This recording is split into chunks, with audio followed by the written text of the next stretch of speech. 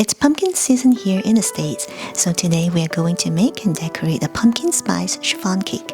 I'm also going to show you how to make cute little pumpkins with chiffon cake. Let's get started. We'll need some eggshells to make the pumpkins, so collect 6 eggshells or prepare them the day before. Crack the side of the egg slightly, then start peeling it little by little. Empty out the egg. Rinse it with water and let it dry completely. There are many components to this cake today, so feel free to jump into different sections if you don't want to make the little pumpkins. Simply click at the different sections in the time code in the description below.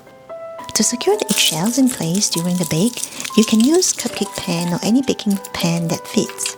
Crumble the aluminum foil, then place the eggshell onto it. Now let's make the cake.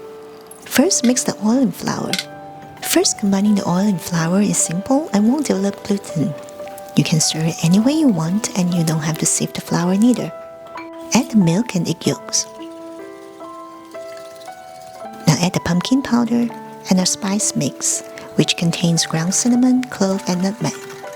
Stir until all well combined. Now let's whip the egg whites. Add cream of tartar to the egg whites and beat on high speed. Cream of tartar can stabilize the meringue. If you don't have it, you can add a small teaspoon of lemon juice or vinegar instead. You can also use a hand mixer for this. Both methods will work just fine. When you see big bubbles forming, add a third of the sugar. Continue to beat on high speed. When the foam becomes finer and silkier, you can add another third of the sugar. Continue to beat on high speed. The foam will continue to get silkier and you will start to see some trails. At this point, you can add the remaining sugar and beat on medium-high speed. Continue beating until you see some stiff peaks. After lifting the whisk, the meringue is stable and firm and the peak will not drip. Scoop about 1/3 of the egg whites to the batter and fold it in gently. This is to lighten the batter initially and prepare it for the rest of the egg whites. Once it's mixed well, change to a spatula and pour it into the egg whites. Continue to fold gently until it's all combined. Repeat this movement until the batter is homogeneous. Don't overdo it. Scoop out a cup of the batter to make our pumpkins. Add a little bit of orange food color to this one. Transfer this to a piping bag and pipe it into the eggshells. Use a chopstick or skewer to flatten it around after each pipe. We want to fill it to about 3/4 full. If this is too much for you and you only want to make the cake itself, I have 2 recipes in the description below for this purpose, so you have options. Tap it a few times. Transfer the rest of the batter to the pan. Shake it, tap it a couple of times to get rid of the big bubbles, and draw a few circles with a toothpick to flatten the surface. Place them in the oven that's preheated to 300 degrees. Take out the pumpkins after 30 minutes. Continue to bake the cake for 20 more minutes. Personally, I'll prefer to bake it for 15 more minutes and then increase the temperature to 320 degrees for 5 minutes. This is after a few testings with my oven as oven temperature varies. If I just bake the cake at 300 degrees for 50 minutes, even though it's perfectly baked, the top of the cake will be a bit sticky after it's cooled. So if you have the same problem, you can do the same switch. Once the eggshell cakes are out of the oven, transfer them onto a cooling rack to cool completely, which takes about an hour. As for the cake, once it's out, tap it on the table once, then cool it upside down. It will take 2 to 3 hours for the cake to cool completely. Now that they're cool, we'll remove the eggshell. Use a knife to trim off the top, then crack the eggshell with a spoon. The eggshell is much harder now after they were baked in the oven, but the cake inside is very light and airy. If I just crack this by hitting it on the counter, I will have to hit it harder, and doing that may also tear my cake. So cracking it with a spoon is a safer way. The cake is going to stick on the eggshell, so when peeling off the eggshell, we have to do it slowly and carefully. If you have a flat silicone knife, you can use it to help getting the eggshell off. Or you can try using the back of a spoon. The cake is very light and soft, so we can shape them now very easily. Prepare some cotton strings. Lay it down, then place the cake on top. Twist and turn it a few times. Pull the string to create indentations. When done, tie a knot. Leave them tied for at least a couple of hours. The longer, the better. I like to put mine in the fridge. Now that the cake is cool, remove it from the pan carefully, then slice it into 3 layers. Remember to flatten the top as well. Today I'm going to make some whipped buttercream for this cake. First I need to warm some heavy whipping cream by placing it over a bowl of warm water. We want the temperature to be between 70 to 80 degrees. When this is about done, I'll make some chocolate ganache. Combine chocolate chips and heavy whipping cream in a bowl and heat for 45 seconds in the microwave. Stir until smooth. Place this in the fridge to chill for 10 to 15 minutes. We just want it to come back to room temperature, not to harden it. Now whip the butter up on high speed until it gets lighter in color. Scrape the bowl down, add the powdered sugar. Start with low speed so that the sugar won't be flying everywhere.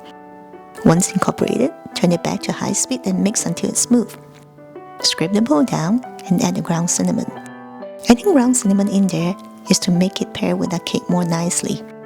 Mix well. Now we will pour in the heavy whipping cream, a little at a time.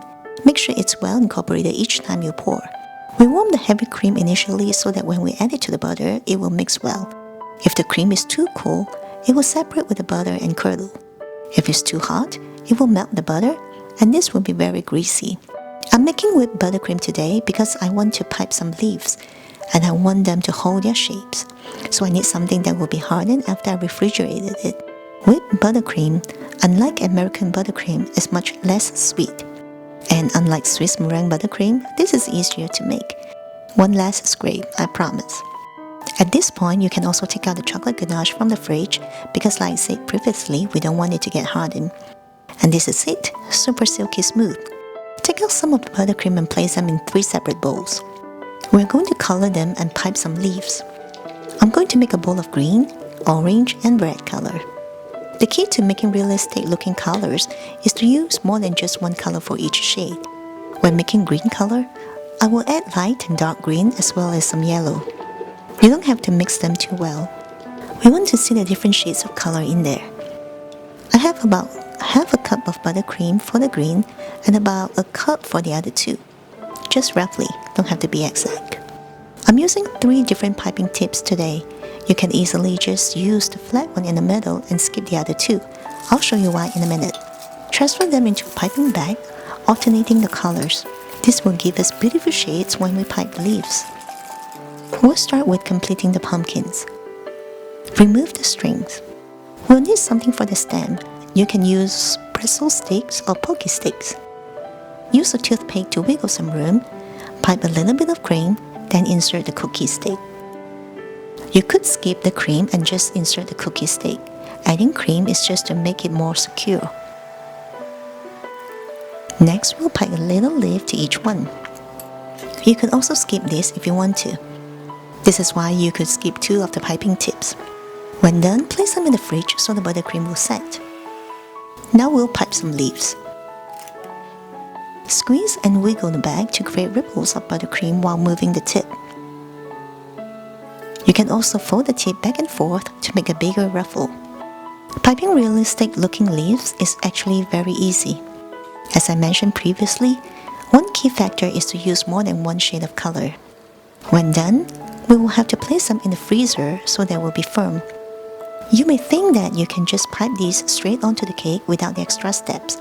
Honestly, you could, but in that case, you won't be able to stand them up or make them hang off slightly from the cake. Let's start decorating. Apply a little bit of cream at the bottom to secure the cake to the cake board. Now apply a layer of buttercream. Repeat these steps. The top layer is usually the bottom of the cake. This is because it's usually the flattest part and will be easier to frost. Cover the entire cake with buttercream. We only need a very thin layer on the side, only to lock in the crumbs. Smooth out the top. Now add a few drops of chocolate ganache on top and drag it out in a circular motion with a small spatula.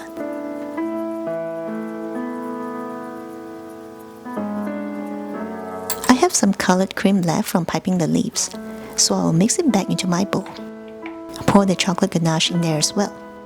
Mix it around, but no need to mix it too evenly.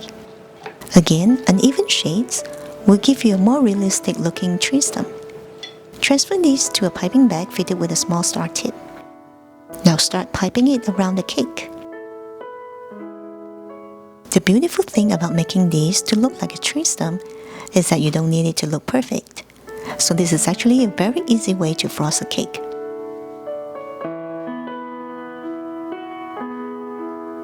Now we will add pumpkin and leaves on there.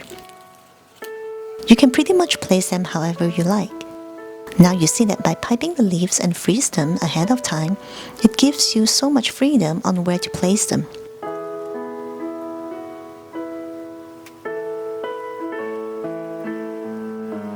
And this is now completed. Thanks so much for watching.